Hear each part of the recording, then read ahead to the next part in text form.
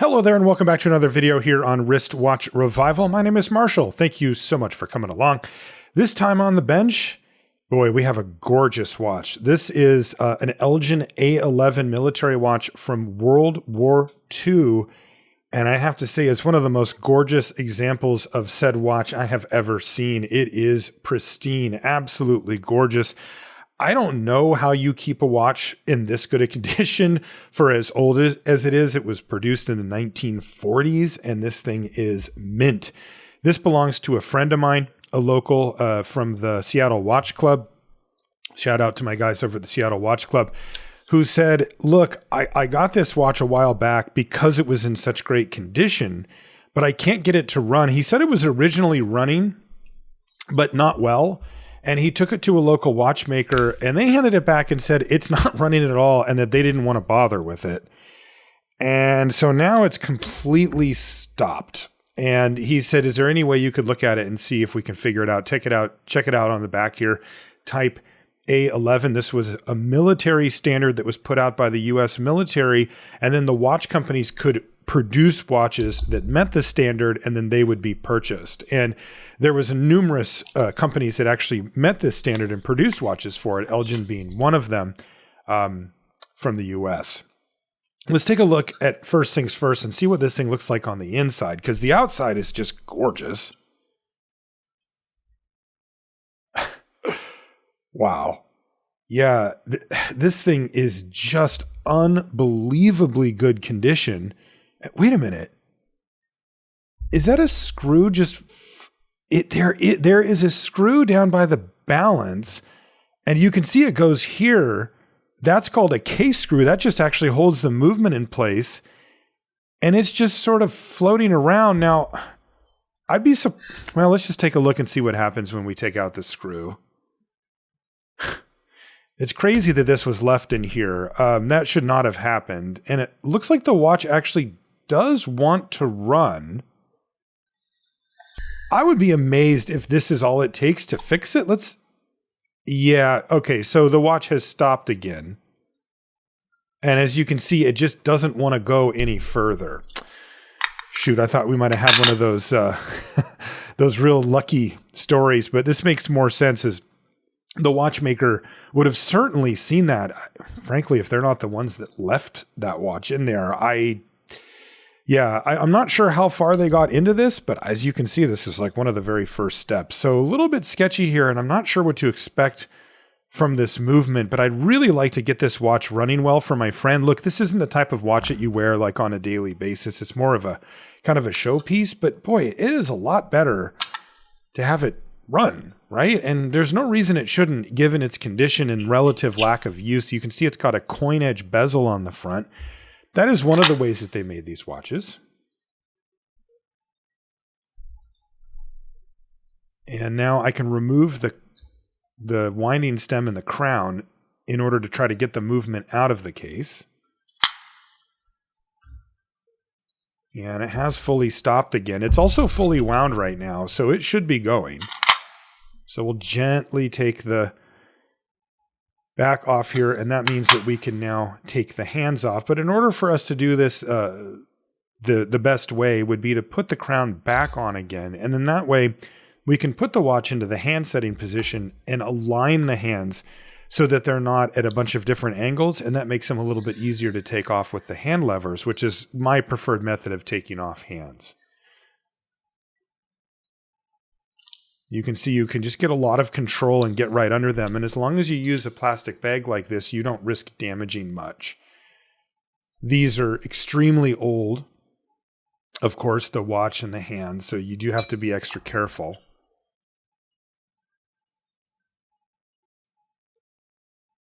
And as you can see, the watch is actually wound up all the way, and it's just so close.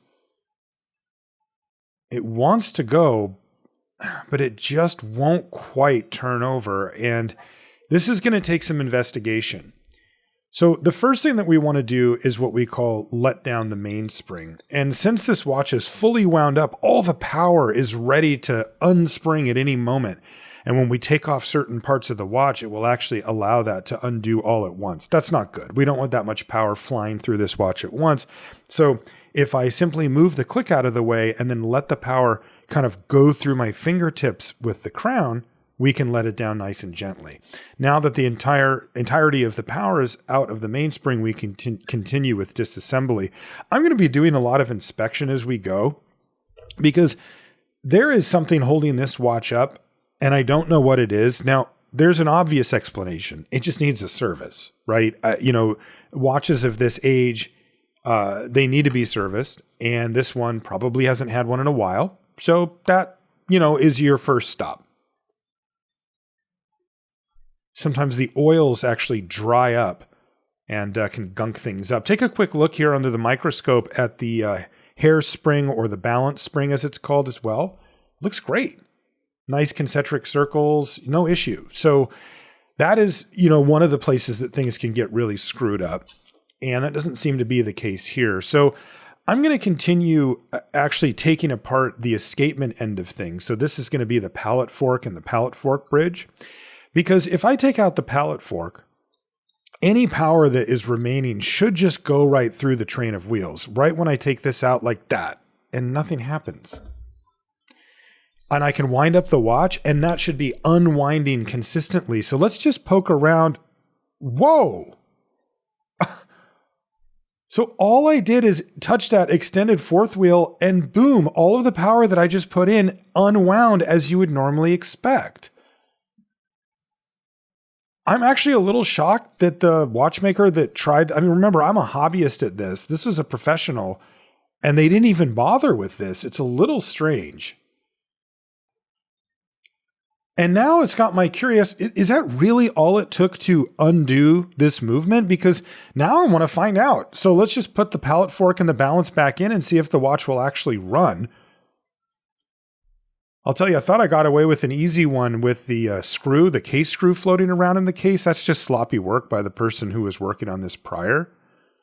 That didn't end up being the case, but all I did was just undo the train of wheels a little bit and it just completely came free. That would count too. And I'm kind of crossing my fingers for it at this point. Okay, pallet fork back in, and now we can put the balance back in and see if the watch will actually run on its own after we wind it up a little bit. Okay. Wind it up and see if it'll kick up. Oh my God. It totally did. This is incredible. That was all it took.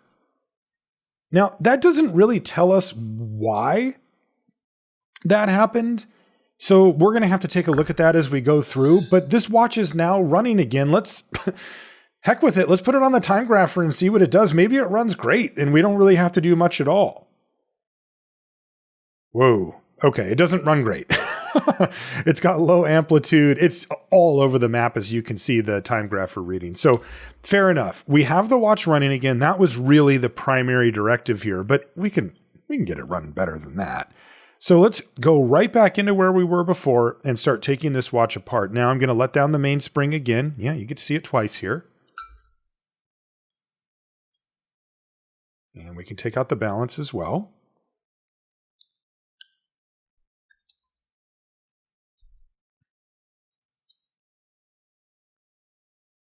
And what we're going to need to do now is take off the dial and the hour wheel, and we'll do a complete disassembly. If this is one of your first times watching the channel and you're kind of wondering what's going on here, what's happening is something that is actually quite rare these days, which is that we are going to disassemble this movement. Every single part, every screw, every bridge, every wheel will all come completely disassembled.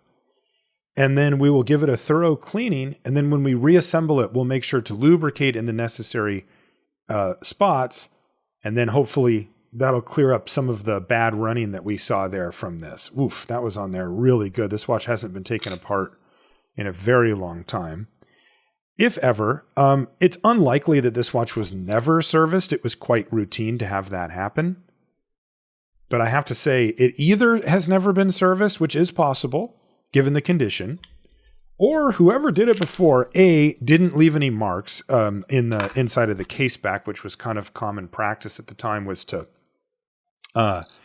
mark on the inside of the case back, to engrave with some numbers or some code or whatever that would say what you did and maybe even who you are. And that's not the case here. And they also did an excellent job in the actual movement, as it's not all scratched up and stuff. It actually looks pretty good.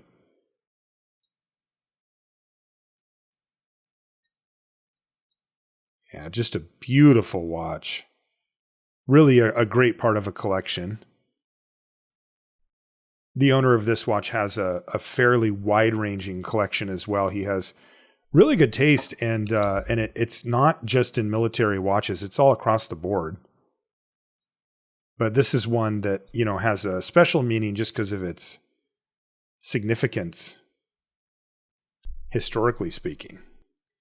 Okay, so now we can take out the click spring and start taking off these bridges. Broadly speaking, watches have the biggest components on a watch are the plates and the bridges. The plate's kind of the under part that everything's attached to, and then these bridges go on top, kind of like a sandwich. And for this delicious sandwich, the meat are the gears and the springs and everything in between. Who's hungry? Fairly large barrel bridge here. As it comes off, it also has a few jewels in it that will work on the second and third wheel. And we call this the train wheel bridge. This one goes, in this case, on the fourth wheel and the escape wheel.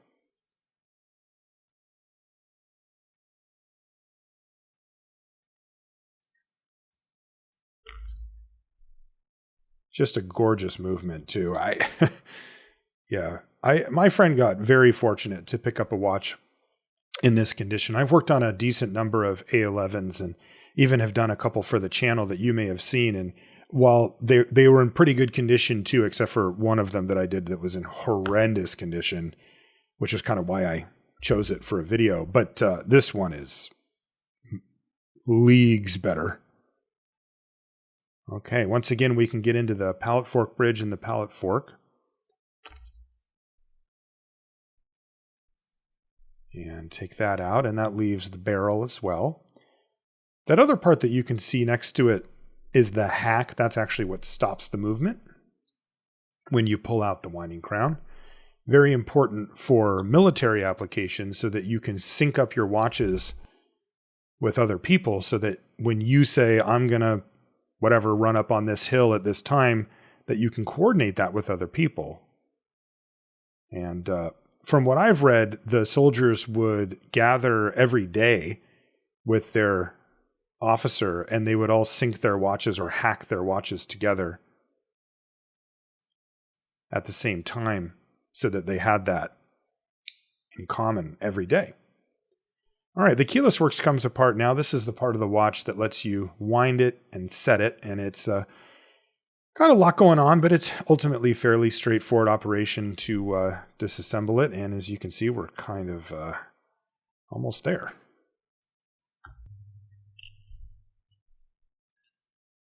That leaves the mainspring barrel. Every single bit of power that powers the watch is on the spring that's inside of this barrel. That's right. Everything that moves on the watch is a result of that metal spring wound up inside of that barrel. This is an old spring, almost for sure the original to the watch. It's made of carbon steel, which is fairly strong, but it can get brittle with age, so you do have to be careful with it. Now, if we needed to replace this, it wouldn't be a huge deal to do so. But I am definitely keen to try to keep every part original on this watch. I think, you know, as a collector, the owner would appreciate that. Look, if the mainspring was broken, I think you'd rather have a working watch with the new mainspring rather than that. But if in any way you can keep the original parts, I think that's better. Especially on a rare find like this just has everything all original. Okay, and now we can put the balance back on the main plate. And this is just to secure it because it's about to go into the watch cleaning machine. And I have to just make sure that it's moving freely. And so I move the hack out of the side just temporarily, but you can see when I let go, it goes in. Now, as I mentioned before, all the parts are taken apart and now they're going to get put into these little fine mesh baskets. And this is, of course, just so that, well, they do serve two purposes. One, of course, so you don't lose the parts, but also so that they don't fly around too much, right? They can move around a little bit in there, but they're going to get spun back and forth in the watch cleaning machine. And that means that, you want to make sure that they're kind of all held together in a reasonable way so that they're not slamming into each other too much, at least. Okay, so let's put these into the watch cleaning machine. They go through 4 total cycles: cleaning, rinsing, and then drying. And while we do that, I did want to mention the Patreon. I have a Patreon for this channel. If you sign up for it, you get access to some cool extra bonus stuff. And I wanted to particularly thank Trevor, Spencer, Ross, Robert, Ralph, R, Play It, NT, Mitchell, Michael, Mikey, Kyle, Kim, Kevin, Jim, Jason, James, Jack, George, Franklin, Evan, Erica, Dustin, Dr. Unks, Dominic, David, Cosmo, Corey, Colin, Chris, Brinton, Brian, Brett, Brad, Andrew, and Alex for their support. Thank you. It really does mean a lot to me. And if you're interested, you can head over to patreon.com/wristwatchrevival and you'll get a thank you card and a sticker in the mail. Okay, with that out of the way, let's do some inspecting and look at what we have here. This is one of the wheels from the train of wheels. And if you can see right in the middle, there is a tooth that is bent up. That is almost for sure what was stopping this watch from turning. It also makes sense that when I just pushed it a little bit, that clicked it past that tooth and let the watch actually run. So that is a part that we are going to have to just straight up replace. You can bend back pieces like that, but in my experience, it's probably not worth it, as they do lose some integrity potentially, and it can be the type of thing that could be a problem down the line. So first, let's get this mainspring back in the barrel. The first thing I'm going to do is take some grease. It's just a very simple grease that I just will put a very thin layer of around the mainspring, or on the mainspring. And then you need a very special tool. You need a mainspring winder. Now, you can technically just wind them back in by hand, but it is almost impossible to do so. Certainly if you're wearing finger cots, which are, the little protective layers that I have on my fingers here. And that protects actually the watch from any type of, oils and stuff on your hand that could be corrosive down the line. And if you try to wind a mainspring back in by hand, it will eat little tiny pieces of the finger cots and they'll get caught in there. And that is not what you want. So you use this tool, this mainspring winder, and you basically wind it into the end of this tool. And this mimics what it's like in the barrel. The only difference is, and I'll show you what this looks like. It sits in the barrel. It looks just like it does when it's in the barrel. But the difference is this has a plunger on the back that allows you to push it out of there and into the barrel safely while maintaining the integrity of the spring. So take a look here. That's exactly what it looks like when it's in the barrel. It's in this mainspring, but I've got this little thing and, oh yeah, I love that. That's a really nice feeling, by the way. And so there you go.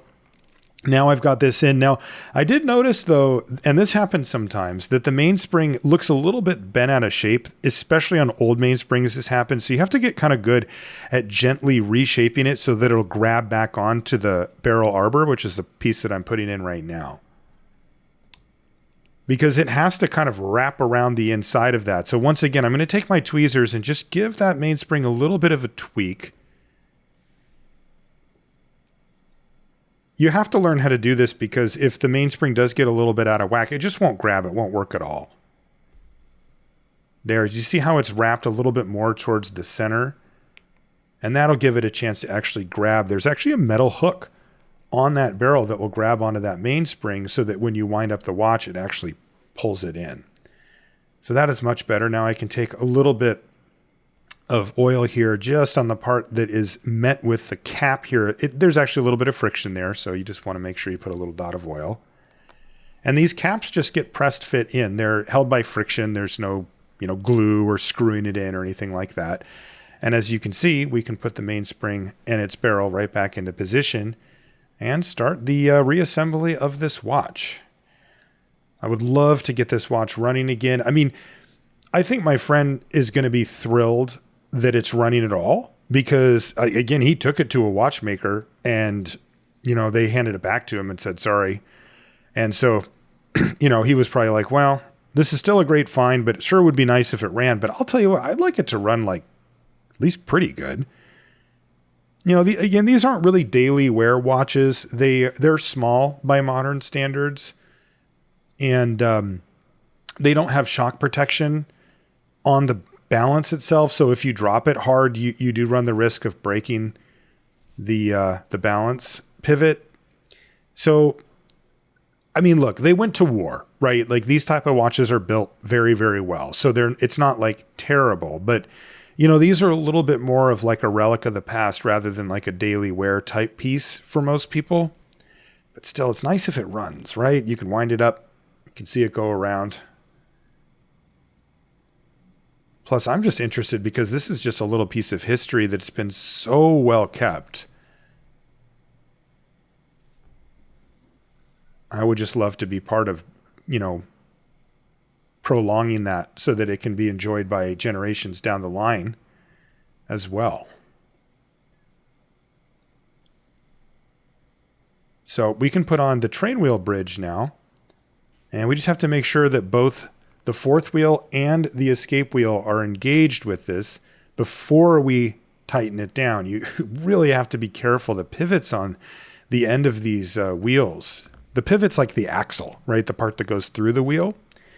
And they are tiny, tiny, tiny, tiny, tiny. 1/10 of a millimeter type stuff. And if you go screwing down one of those bridges and the axle isn't aligned properly, well, you can figure out what's going to happen from there. Okay, so now we can start getting these barrels put on. Or excuse me, these bridges put on. This is a barrel bridge. And once again, I like to use one of these little sticks just to help me apply pressure evenly and then keep the bridge in place once I know that the pivots have lined up properly. This is a very good design, by the way, where some of the bridges that go on the top will actually have the pivots for 3 or even 4 of the different wheels. And that can make life very, very difficult to get all of those lined up at once. But this one quite cleverly breaks it up into 3 and 2, which I think is right where you want to be. Okay, and with that on, we can now continue the reassembly. We've got the click spring.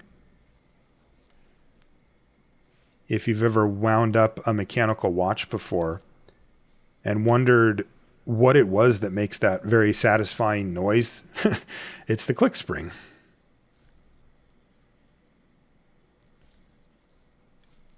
This is a crown wheel. We can put this on before putting on the click.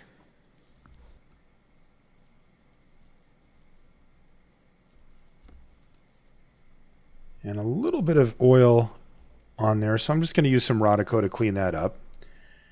That's mainly just for looks and, standard practice type stuff. Okay.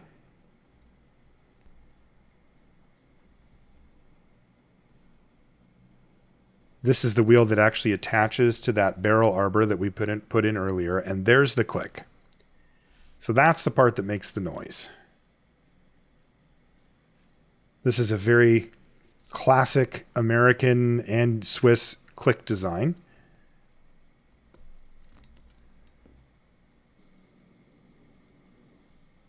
And I can even wind the watch here just by turning it with the screwdriver here on the ratchet wheel. Now turning the watch over, we can start to put the keyless works in place. Putting these in place will allow us eventually to put the winding stem and winding crown in, and then we can wind up the movement and give it a test to make sure that power's going to the right places and that everything's working.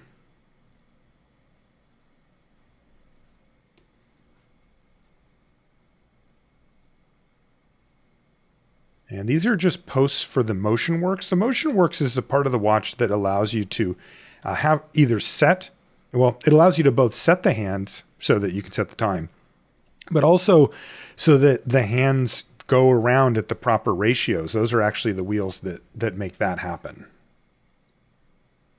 And that's the setting lever going into place. And now we can put in the yoke. And there's also the yoke spring right there. So that'll need to be in place. And these get a little bit tricky because the post for this is actually on the other side. So getting these all lined up can be a bit of a chore. And there's the yoke. And it needs to be up against the yoke spring, but it also needs to be engaged with the sliding clutch. This is a kind of a two-part deal, I guess you could say. Yeah. And so for now, I'm just going to leave that because I have to put a couple of other parts on anyway. This is the Canon Pinion.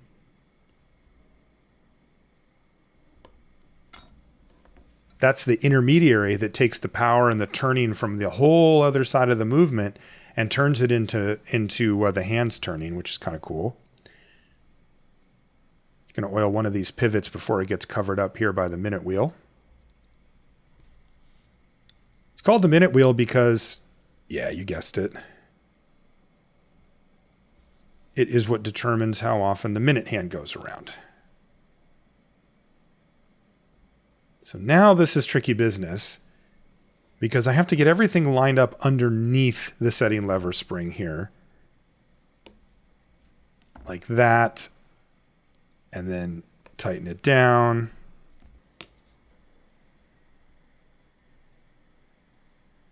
And now I can introduce a little bit of grease here on the high friction points.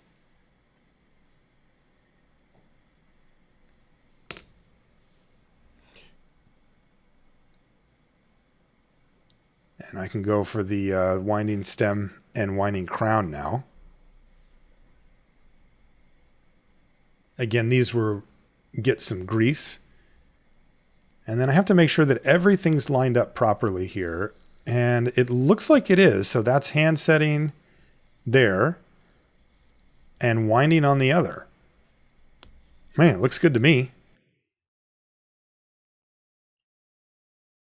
Okay, this is the extended pivot for the center seconds. They put these on because it was just easier to read. Having the seconds hand in the center is sort of standard issue these days, but watches from this time frame actually routinely had the seconds hand down at about 6 o'clock was the most common. It was its own hand. It was separate from the central, but this little bridge that I'm putting on plus that extended pivot allows you to have that big seconds hand right in the middle. And that is much more legible. And when timing is really, really important, like when you're in the field in war, you don't want to have anything ambiguous there at all. This is the extended wheel here, and it just sticks back on top. It's actually what runs that seconds hand, and it looks like it's running pretty freely here after that wind undoes. And now I can put in the pallet fork, and we're getting really close now to see how this thing is going to do.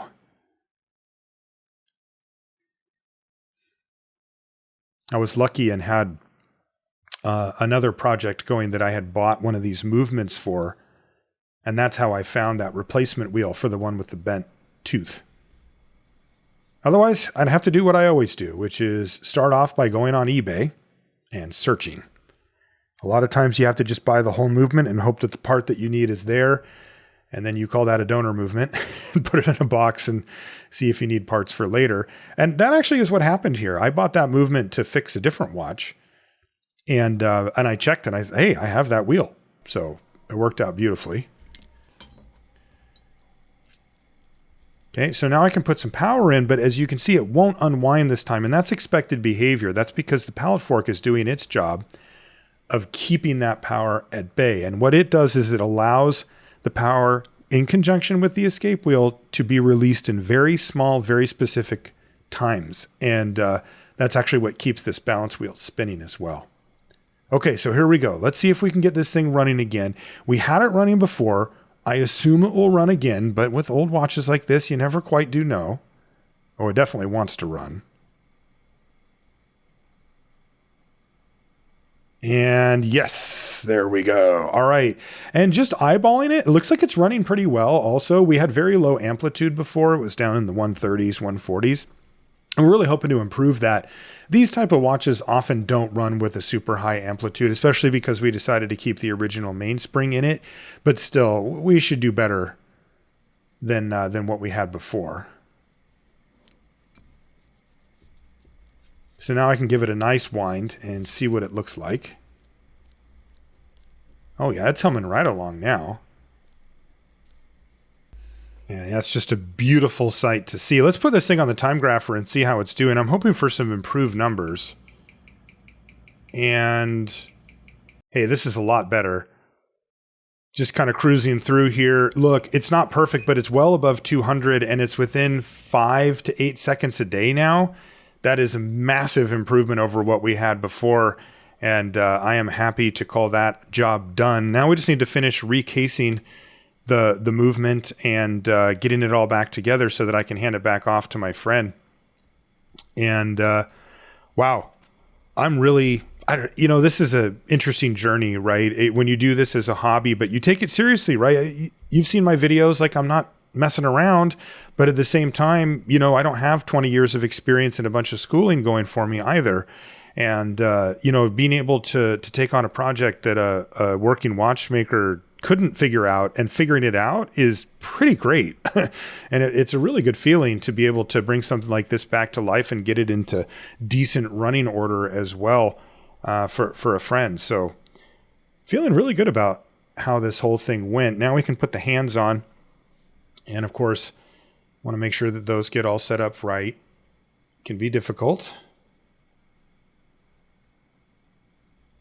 I did have some people on a prior video worry about radium on hands like this. But these are actually just painted. They're not radium hands. In fact, they're not luminescent at all. That was not part of the spec for watches like this. And it would have cost quite a bit more for the companies to do that. So since it wasn't in spec, they just didn't do it. So nothing to fear as far as that goes.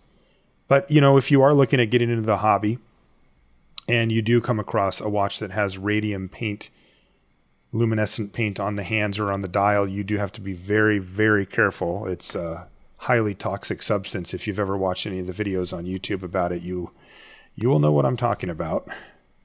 And there we go. I can just push in the hack and the movement kicks right up. So that's great. And that means that we can recase the watch and call this project all finished up. And yes, we're going to make sure that these case screws both get back in there since there was one just floating around somehow. I'm still surprised at that, to be honest. But now we can get the winding stem and winding crown put back into place as well. And we may as well put the cover on after making sure that there's no dust or anything in there.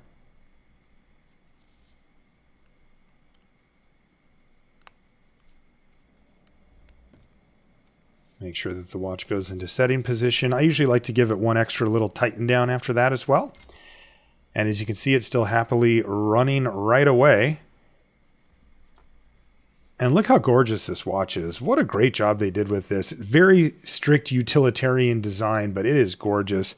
I also noticed that there was some light scratching on the acrylic crystal. So I'm going to use some Polywatch just to clean this up a little bit. This is a very light abrasive. It just takes off, kind of any fine scratching or anything like that, and lets you see the beautiful dial underneath a little bit better. I just use it with some microfiber cloth. You can use this for any of your acrylic crystals that you have on your watches, and it just gives it a little bit of a luster and lets you see inside a little bit better while really not taking off any significant material or anything like that.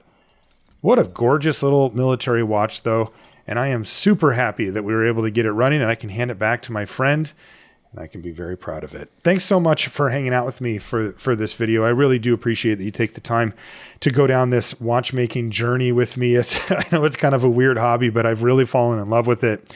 And I don't know. It's kind of part of my mission when I find something that I think is really interesting, has a lot of meat on the bone. I like to share it with people, and that's what this channel is all about. So thank you so much for joining me. If you want to catch up with me as well, off of YouTube, I have an Instagram account, wristwatch_revival for this channel. And I'd love it if you'd follow me over there and you can say hi.